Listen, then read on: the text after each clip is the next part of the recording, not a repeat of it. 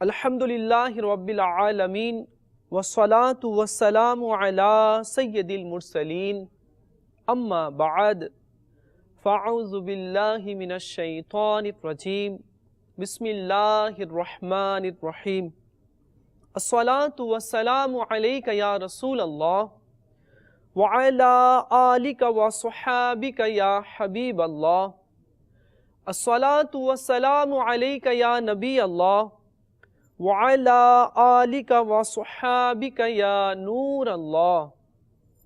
প্রিয় ইসলামী ভাইয়েরা, দরুদ শরীফ পড়ার অসংখ্য ফজিলত এবং বরকত রয়েছে।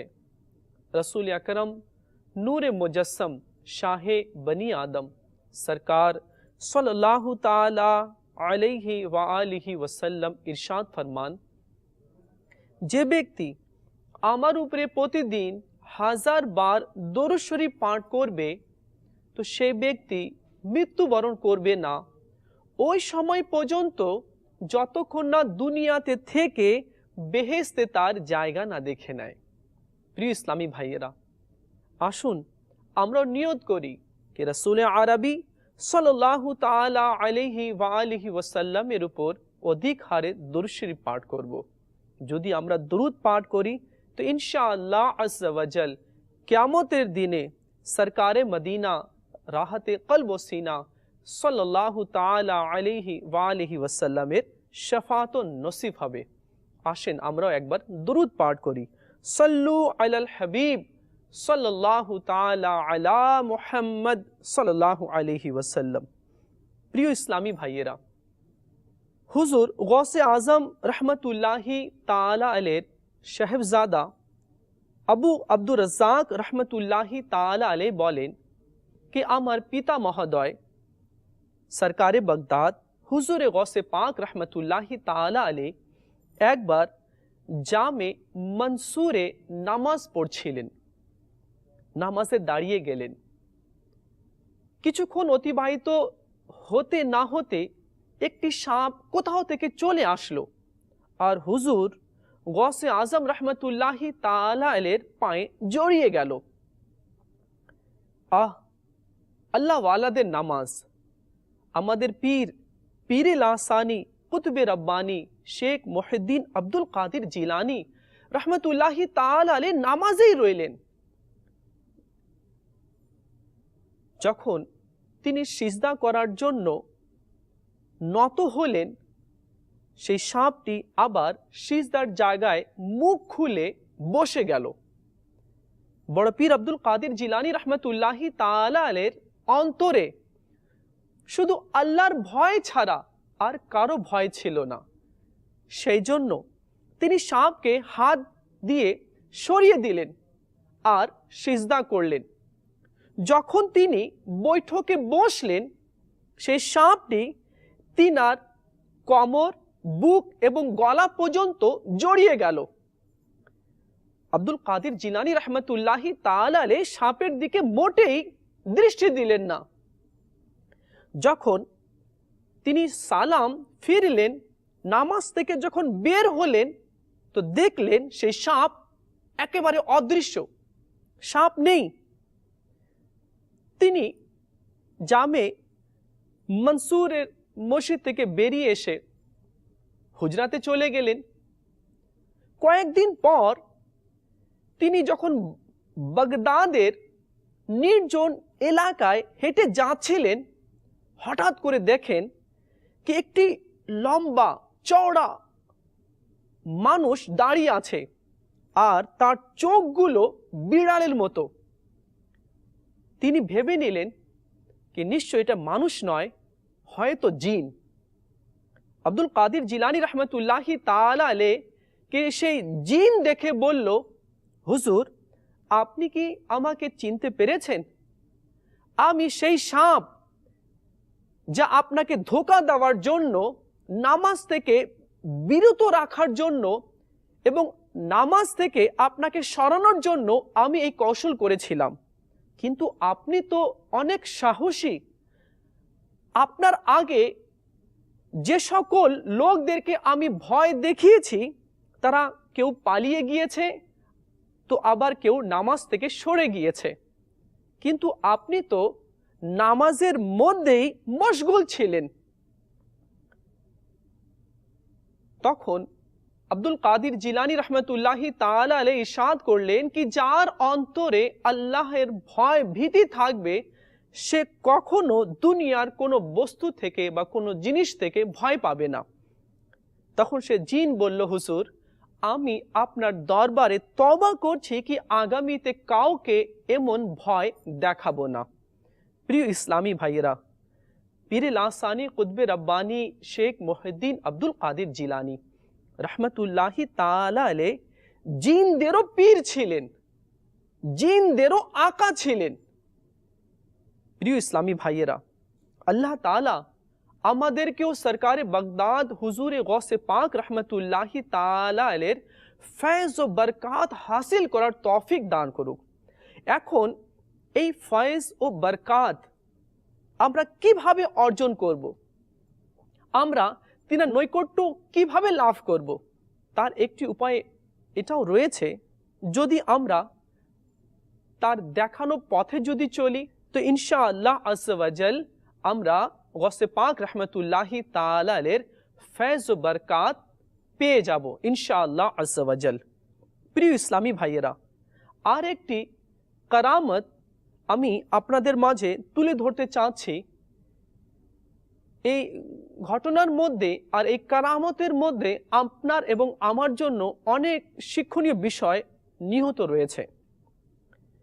রাবি বলেন, আমি একদিন খলিফাকে হজরতে সৈয়দনা আব্দুল কাদির জিলানী রহমতুল্লাহি তাআলা আলাইহির খিদমতে দেখলাম। আর খলিফা হুজুরে গৌসে পাক রহমতুল্লাহি তাআলা আলাইহির দরবারে আরজ করছে, হুজুর আমাকে কোনো কারামত দেখিয়ে দিন যাতে আমি মনে প্রশান্তি লাভ করতে পারি। হুজুর গৌসে পাক রহমতুল্লাহি তাআলা আলাইহি বললেন, হে খলিফা তুমি কি চাও, কোন এমন কারামত তুমি আমার থেকে দেখতে চাও? খলিফা বলল, হুজুর বাগদাদে এই সময় কোথাও সেব ফল পাওয়া যাচ্ছে না, আর এই মৌসুম সেব ফলেরও না। আপনি যদি আমাকে সেব ফল এনে দিতেন। তো হুজুর গৌসে পাক রহমতুল্লাহি তাআলা আলাইহি বললেন, বাস শুধু এতটুকুই কথা, দাঁড়াও। হুজুর গৌসে পাক রহমতুল্লাহি তাআলা আলাইহি বসেছিলেন, বাতাসের মধ্যে হাত বাড়ালেন, এভাবে হাত যখন সামনের দিকে করলেন তো দুটি সেব ফল হাতের মধ্যে চলে আসলো। খলিফা দেখে আশ্চর্য হয়ে গেল, ওরে আল্লাহ, না কোথাও গেলেন, না আসলেন, না দাঁড়ালেন, বসে বসেই সামনের দিকে হাত বাড়ানোর সাথে সাথে সেব ফল চলে আসলো। পীর লাসানি কুতুবে রব্বানি শেখ মুহিউদ্দিন আব্দুল কাদির জিলানী রহমতুল্লাহি তাআলা আলাইহি একটি ফল তাকে দিলেন, নাও এটা খেয়ে নাও। আর একটি তিনি নিলেন আর ছুরি দিয়ে সেটাকে কাটলেন। যখন সেব ফল কাটলেন তো ভিতরে একেবারে সাদা ছিল আর কুস্তুরির সুগন্ধ সেই ফল থেকে বের হচ্ছিল। পীর লাসানি কুতুবে রব্বানি শেখ মুহিউদ্দিন আব্দুল কাদির জিলানী রহমতুল্লাহি তাআলা আলাইহির হাতের মধ্যে যে ফল ছিল তা সুবাস ছড়াচ্ছিল। খলিফা ভাবল, আমার হাতে যে ফল আছে আমিও এটাকে কেটে খেয়ে নিই, কেননা আব্দুল কাদির জিলানী রহমতুল্লাহি তাআলা আলাইহি অদৃশ্য থেকে নিয়ে এসেছেন, এটা আমার জন্য রয়েছে। খলিফা ছুরি নিল আর ছুরি নেওয়ার পর সেব ফলকে কাটলো। যখনই কাটলো, কাটার সাথে সাথে সেই সেব ফল থেকে পোকা বেরিয়ে আসলো আর দুর্গন্ধ ছুটছে।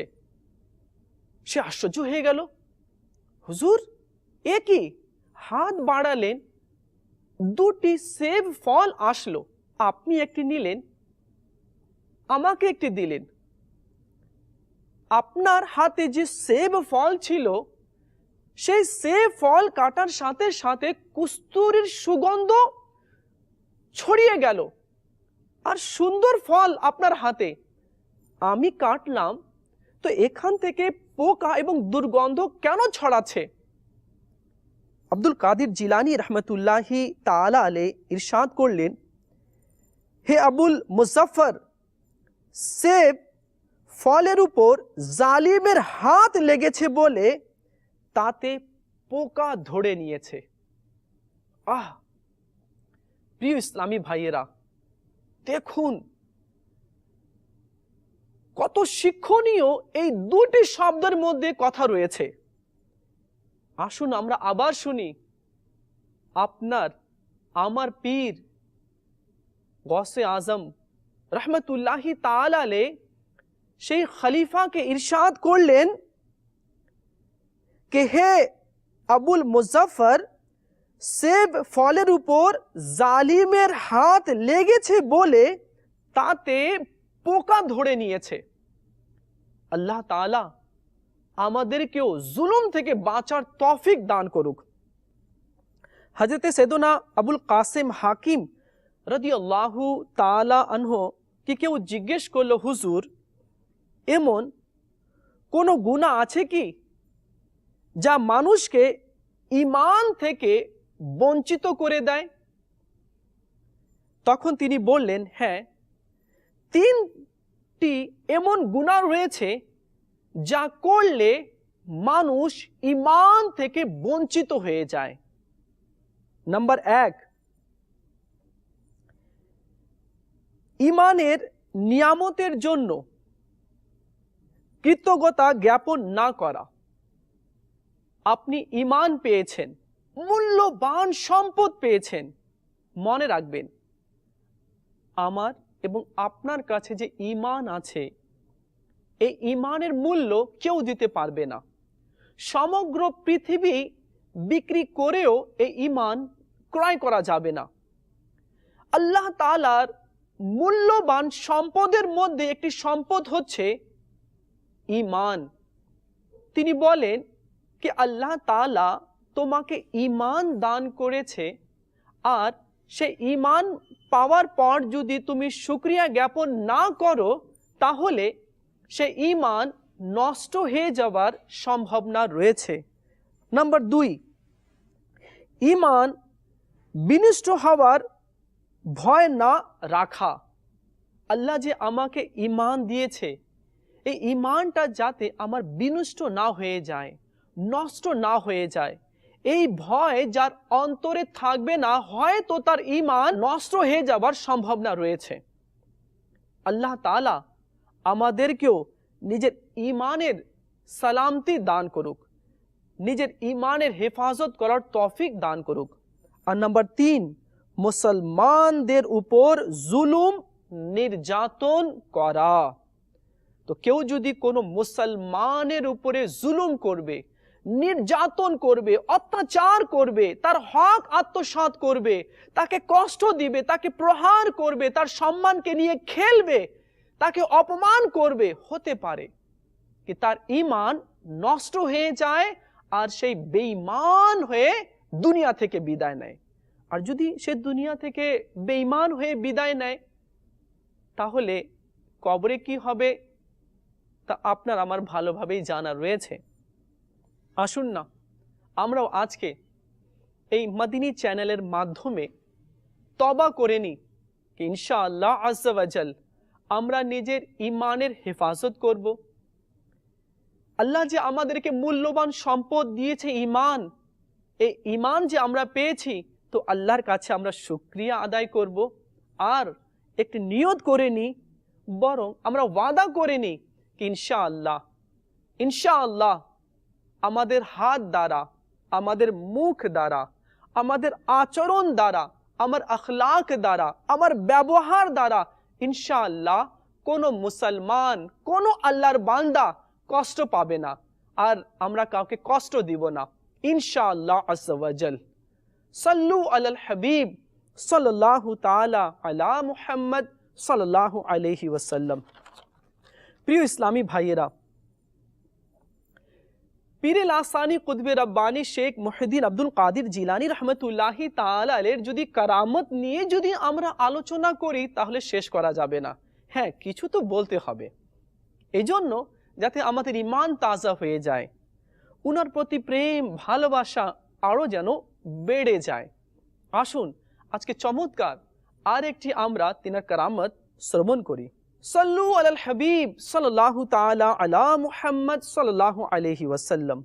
প্রিয় ইসলামী ভাইরা, শেখ আবু মাসুদ আহমদ বিন আবু বকর হারিমি রহমতুল্লাহি তাআলা আলাইহি বলেন যে বাগদাদে এমন একজন আল্লাহর ওলি ছিলেন যিনি সিংহের উপরে আরোহণ করে এক শহর থেকে অন্য শহরে, এক গ্রাম থেকে অন্য গ্রামে তিনি ঘুরে বেড়াতেন। তিনার শানই এমন ছিল, তিনি যে গ্রামে প্রবেশ করতেন তো গ্রামবাসীকে বলতেন, আমার এই সিংহের জন্য একটি গরু পাঠিয়ে দাও যাতে করে সে নিজের খিদা নিবারণ করে। তো গ্রামবাসীরা সেই বুজুর্গ রহমতুল্লাহি তাআলা আলাইহিকে একটি গরু দিয়ে দিত। সিংহ গরুকে খেয়ে নিত। সে বুজুর্গ রহমতুল্লাহি তাআলা আলাইহি এক শহর থেকে অন্য শহরে, এক গ্রাম থেকে অন্য গ্রামে ঘুরতে ঘুরতে বাগদাদ শরীফে পৌঁছে গেল। বাগদাদে পৌঁছার পরে সরকারে বাগদাদ হুজুরে গৌসে পাক রহমতুল্লাহি তাআলা আলাইহির পবিত্র দরবারে একটা পয়গাম পাঠালো, আর তার মধ্যে লেখা ছিল যে আমার সিংহের জন্য একটি গরু পাঠিয়ে দিন। হুজুর গৌসে পাক রহমতুল্লাহি তাআলা আলাইহি পত্র পেলেন, পাওয়ার পরে লিখে দিলেন যে হুজুর, আমি এখনই আপনার নিকট গরু পাঠিয়ে দিচ্ছি। যে পয়গাম নিয়ে এসেছিল তার উত্তরও নিয়ে চলে গেল। হুজুর গৌসে পাক রহমতুল্লাহি তাআলা আলাইহি গরু আনালেন, আর আনিয়ে খাদিমের মাধ্যমে সেই বুজুর্গ রহমতুল্লাহি তাআলা আলাইহির নিকট পাঠিয়ে দিলেন যাতে করে সিংহ খেয়ে নেয়। মজার কথা কি আমাদের পীরে লাসানি কুতবে রব্বানি শেখ মুহিউদ্দিন আব্দুল কাদের জিলানী রহমতুল্লাহি তাআলা আলাইহির ঘরের পাশে দরজাতে একটি দুর্বল কুকুর বসে থাকতো। সে যখন দেখলো কি গরু খাদেম নিয়ে যাচ্ছে, কুকুরও গরুর পিছনে পিছনে পিছনে পিছনে যেতে আরম্ভ করে দিল। যখন সে বুজুর্গের কাছে সেই খাদিম পৌঁছলো গরু নিয়ে, তো সে বুজুর্গ বললেন, হে সিংহ, তোমার খোরাক চলে এসেছে, নাও খেয়ে নাও। সিংহ লাফ দিয়ে উঠল দ্রুতর সাথে। সে যখন গরুর উপরে ঝাঁপিয়ে পড়বে, এমন সময় আমাদের বড় পীর আব্দুল কাদের জিলানী রহমতুল্লাহি তাআলা আলাইহির দুয়ারের কুকুর, যা দুর্বল ছিল, সে সিংহর আগে কুকুরটি তার উপরে ঝাঁপিয়ে পড়ল আর তাকে ধরে নিল। কুকুর সিংহকে ধরে নিল আর তার নখ দিয়ে সিংহের চামড়াগুলো এবং গোস্তগুলো ক্ষত বিক্ষত করে দিল। এরপর সেই দুর্বল কুকুরটি গৌসে পাক রহমতুল্লাহি তাআলা আলাইহির গরুকে হাঁকিয়ে হাঁকিয়ে হাঁকিয়ে হাঁকিয়ে গৌসে পাক রহমতুল্লাহি তাআলা আলাইহির কদমে পৌঁছিয়ে দিল। সাল্লু আলাল হাবিব সাল্লাল্লাহু তাআলা আলা মুহাম্মদ সাল্লাল্লাহু আলাইহি ওয়াসাল্লাম। প্রিয় ইসলামী ভাইয়েরা, একবার হুজুর গৌসে পাক রহমতুল্লাহি তাআলা আলাইহি মাশায়েখে কিরামদেরকে নিয়ে ওয়াজ করছিলেন, নসিহত করছিলেন, আর তিনার মজলিসের মধ্যে বাগদাদ, শাম এবং অন্যান্য শহরেরও বড় বড় মাশায়েখে কিরাম উপস্থিত ছিলেন। গৌসে পাক রহমতুল্লাহি তাআলা আলাইহি বয়ান করছিলেন। এমন সময় তিনি ইরশাদ করলেন কি আমার এই কদম সকল ওয়ালিদের গর্দনের উপরে রয়েছে। তিনি বয়ান করলেন এমন সময় হযরতে সৈয়দনা শেখ আলী বিন আল হাইতি রহমতুল্লাহি তাআলা আলাইহি গৌসে পাক রহমতুল্লাহি তাআলা আলাইহির কদমে এসে বসে গেলেন। আর হুজুর গৌসে পাক রহমতুল্লাহি তাআলা আলাইহির কদমকে নিজের ঘাড়ের উপরে নিলেন আর বলেন, হুজুর আপনার কদম মোবারক না শুধু আমার ঘাড়ে, আমার চোখে, আমার মাথার উপরে। প্রিয় ইসলামী ভাইয়েরা, সেই শেখ যখন হুজুর গৌসে পাক রহমতুল্লাহি তাআলা আলাইহির কদমকে নিজের ঘাড়ের উপরে নিলেন, তো অন্যান্য শেখগণ যে বসেছিলেন তারাও হুজুর গৌসে পাক রহমতুল্লাহি তাআলা আলাইহির সমীপে আরজ করছেন, হুজুর আপনার এই নুরানি কদম আমার ঘাড়ের উপরে রয়েছে, আমরা এটা কবুল করছি, আপনি আমাদের সরদার আছেন। প্রিয় প্রিয় ইসলামী ভাইয়েরা, এই জন্য आला हजरत रहमतुल्लाहि ताला अलैह बोलें, सर भला क्या कोई जाने के हैं कैसा तेरा, औलिया मलते हैं आंखें वो है तलवा तेरा।